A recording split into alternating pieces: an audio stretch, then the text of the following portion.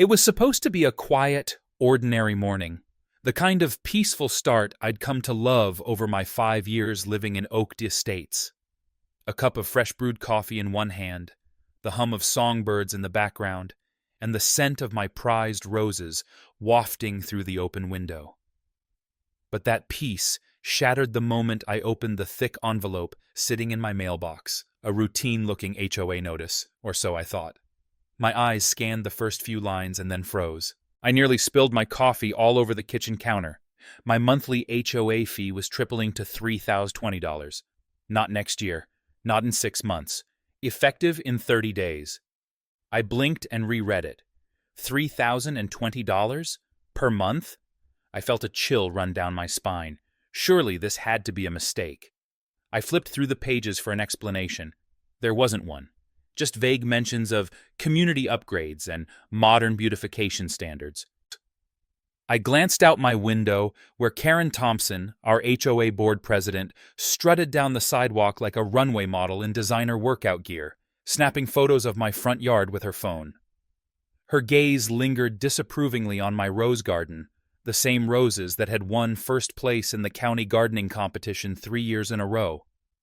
Last week, she'd left a passive-aggressive note claiming my flowers were unsightly and lowering neighborhood standards. The irony was almost too much. But what really caught my attention wasn't her camera or her glare.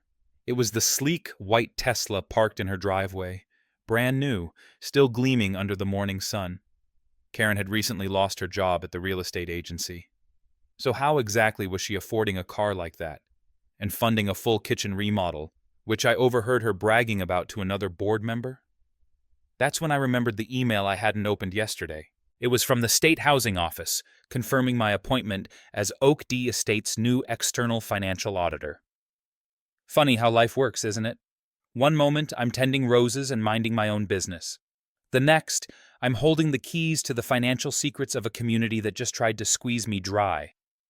The timing was too perfect to be coincidence. For months, I'd quietly gathered copies of odd HOA financial statements, landscaping charges that didn't match what I saw outside, emergency repairs that no neighbor could recall. Something hadn't felt right. And now, with this sudden, outrageous fee hike, I was more convinced than ever that something was deeply wrong behind the scenes. Karen and her smug little inner circle had no idea what they'd just triggered. What they didn't know, what no one knew yet, was that I wasn't just another disgruntled resident. I had access, credentials, and a plan. And the first chapter of their carefully controlled narrative was about to be rewritten. The moment I hit open on that long overdue email, everything changed. There it was, in black and white, my official confirmation as the newly appointed external auditor for Oak Estate's HOA. I stared at the screen for a second, then let out a quiet, disbelieving laugh. They had no idea Karen and her little HOA royal court had just handed the fox the keys to the henhouse. And I wasn't just any fox. I was trained, experienced, and patient. The kind of patient that waits for the right moment to strike while quietly collecting receipts. I sat back in my chair, letting it all sink in. The sudden spike in fees, the unexplained landscaping bills, the mysterious emergency repairs, and now my new authority to demand access to every ledger, every contract, every board vote for the last 5 years. It was almost poetic. The same people who fined me for my rose garden, award-winning roses, mind you, were about to be audited by the man they tried to squeeze dry. My fingers danced across the keyboard as I pulled up my private folder.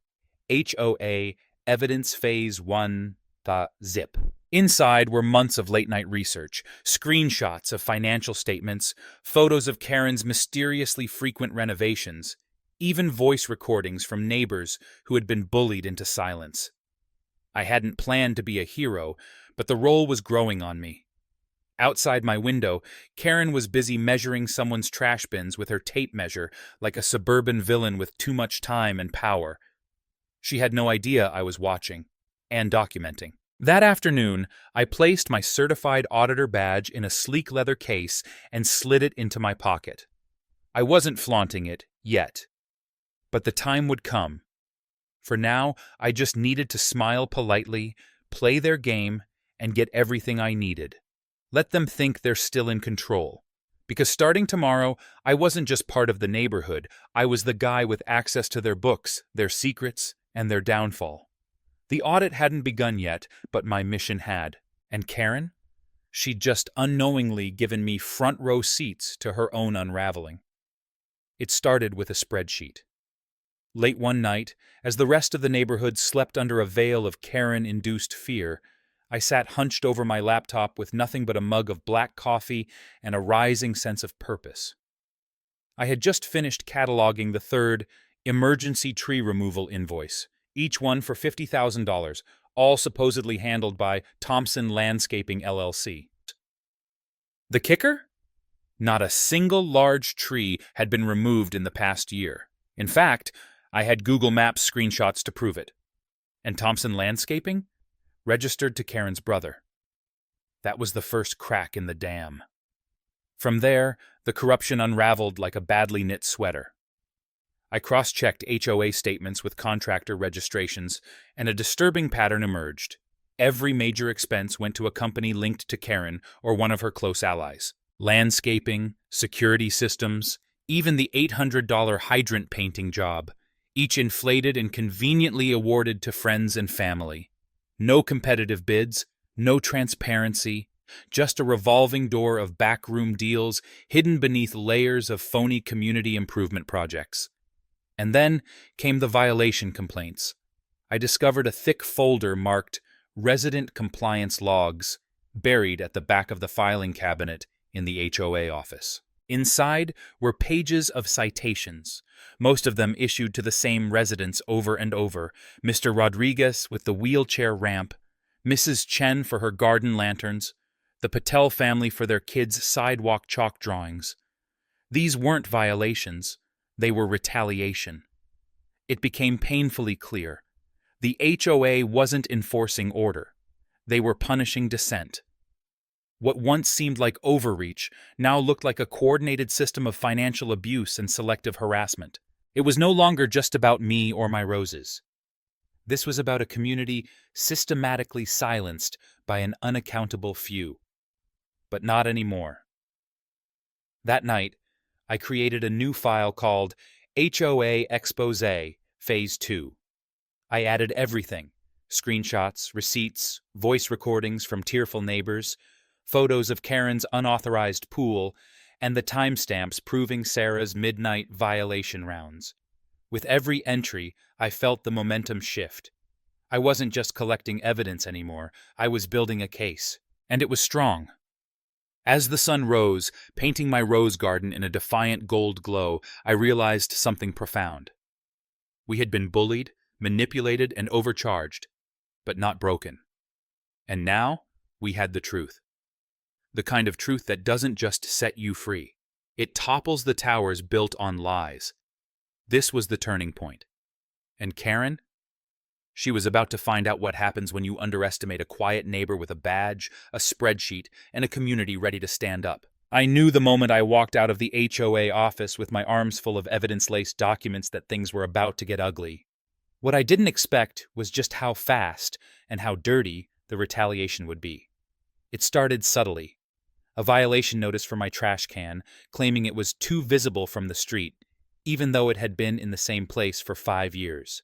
Then another, this time for unauthorized plant growth in my rose garden, the same garden that had won county awards and been featured in the community newsletter. I laughed at first.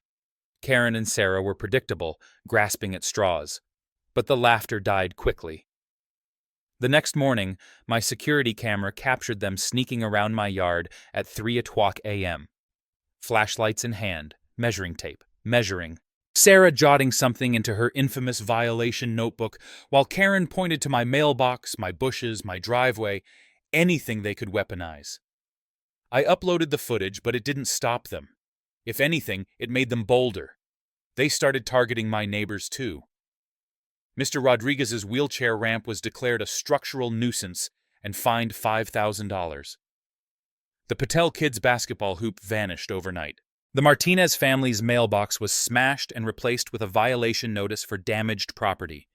Anyone who had spoken to me, stood beside me at the last meeting, or even liked a post in our new HOA watchdog group found themselves under fire. The message was clear: fall in line or face the wrath. And then came the anonymous texts. Back off or things get worse. People like you don't last long in Oakdale estates. Blocked numbers, scrambled caller IDs. I showed the text to the police, but without a source, there was little they could do, yet. My mailbox was stuffed with HOA notices, some real, others forged. I found fake HOA emails in my inbox, listing outrageous fines and threats of foreclosure. The attacks weren't just administrative anymore. They were psychological. They wanted me scared, isolated, paranoid. But I wasn't backing down. The lowest point came when I walked outside one morning and found my car gone. Not stolen, towed. The curb had been freshly painted yellow just hours earlier, still sticky to the touch. My driveway, where I'd parked for years, was now declared a fire zone overnight. Karen and Sarah had coordinated with their buddy Tony from Quick Tow and had my car removed under a fake violation. When I checked my cameras, the footage was infuriating. Sarah spray painting the curb while Karen filmed her, both of them giggling like school bullies pulling a cruel prank. And that was just the beginning. More neighbors came to me in tears. Lisa, the single mom, was threatened with a lien for missing her increased HOA payment. Mrs. Chen's lanterns were forcibly removed. The Johnsons found their vegetable garden destroyed overnight. One by one, voices of resistance were being silenced through fear, fines, or sheer exhaustion. I tried to rally them again, but fear had crept into their homes. Some were afraid to even speak to me in public. Karen's campaign of terror was working, and that terrified me more than anything. It was no longer about money, or rules, or roses. It was about control, power, domination. Karen had turned our community into a gated prison, and the guards wore name tags that read, board member. And me? I was public enemy number one. The pressure was building like a volcano on the verge of eruption. I could feel it in every sideways glance, every mysteriously delayed mail delivery, every sneaky whisper behind hedges. We weren't just fighting for transparency anymore. We were fighting to reclaim our homes, our dignity, our peace. But as impossible as it felt, I knew one thing for certain. They weren't finished. But neither was I. Just when I thought I was standing alone against a storm too powerful to weather, something unexpected happened. Something that would shift the tide and prove that even the strongest bullies can fall when people stand together. It started with a knock on my door late one evening. I opened it to find Mr. Rodriguez's grandson, Kevin, holding a stack of folders and a nervous smile. "My grandfather told me what you're doing," he said. "I work part-time at the county records office, and I found something you're going to want to see." I invited him in, not knowing that what he carried would change everything. Inside those folders were months of backdated permits, edited violation records, and duplicate payment authorizations, all with Karen's and Sarah's signatures. One document stood out, a financial report for a community celebration event that cost $50,000, an event no one remembered attending. The check had gone straight to a catering company owned by Karen's cousin. It was the smoking gun I didn't even know I needed. The next morning, I printed several pages of the documents and slipped them into the mailboxes of a few trusted neighbors, people who had gone quiet out of fear. That evening, my phone buzzed with a flood of calls and messages. People were outraged, but more than that, they were ready. Lisa, the single mom who'd almost lost her home, offered to help organize a community response. The Johnsons had video footage of their garden being vandalized by someone in an HOA jacket. Even Mrs. Jenkins, who hadn't left her house in weeks, came over with handwritten notes on every questionable fine she'd received. We weren't just victims anymore. We were a force. By the end of the week, we had a private chat group filled with screenshots, videos, scanned violation letters, and suspicious invoices. A retired IT specialist offered to build a secure online hub for neighbors to anonymously share their stories. A high schooler with a drone shared aerial footage of Karen's brother's landscaping trucks dumping mulch illegally on HOA property. Every upload added another puzzle piece. Every testimony strengthened our case. What Karen and Sarah hadn't realized was that their campaign of fear had backfired. In trying to isolate us, they'd inadvertently united us. Neighbors who had never spoken before were now gathering at backyard fences, sharing stories over coffee, and comparing notes on violations. We weren't just exchanging information, we were rebuilding trust. And in that shared purpose, we found power. By the time the next HOA meeting rolled around, we had dozens of neighbors armed with proof, stories, and, most importantly, a voice. The fear was fading. In its place, resolve. The kind of resolve that spreads like wildfire and refuses to be extinguished. The enemy wasn't invisible anymore. The truth was out there, and now we were going to do something about it. The sun hadn't even risen when I slipped the final copies of the audit report into my leather briefcase. Inside were 3 months' worth of financial records, surveillance images, sworn neighbor statements, and certified documents. Each one a nail in the coffin of Karen's empire. My hands trembled, not from fear, but from the sheer weight of what was about to unfold. This wasn't just a community meeting anymore. This was Judgment Day. As I approached the community center, I could already see signs that the tide had turned. Dozens of neighbors were gathered at the entrance, some clutching their own violation notices, others with smartphones out, ready to record. News vans were parked just beyond the gates, reporters preparing their mics. What once felt like a sleepy suburban corner now pulsed with electricity, like something massive was about to explode. Inside, Karen sat at the head of the board table, her posture stiff, designer suit pristine, but her face pale. Sarah was conspicuously absent. Rumor had it she was still trying to explain herself to the police after being caught sneaking HOA files out at midnight. Karen scanned the room, her eyes twitching as more and more residents filed in. It was standing room only. She tapped the microphone with her manicured fingers and cleared her throat. Good evening, everyone. As board president, I'd like to start by discussing the proposed increase in HOA fees. Before you do, I said, rising from the back of the room, I believe there's something more urgent we need to address. I walked slowly to the front, all eyes on me. I placed my briefcase on the table and flipped it open. For those who don't know me, I'm the HOA's newly appointed external auditor, and what I've found over the past 90 days is alarming. A ripple of whispers spread across the room. Karen's smile froze. I connected my laptop to the projector and began clicking through the slides. Slide 1. A financial ledger showing over $800,000 in questionable transactions.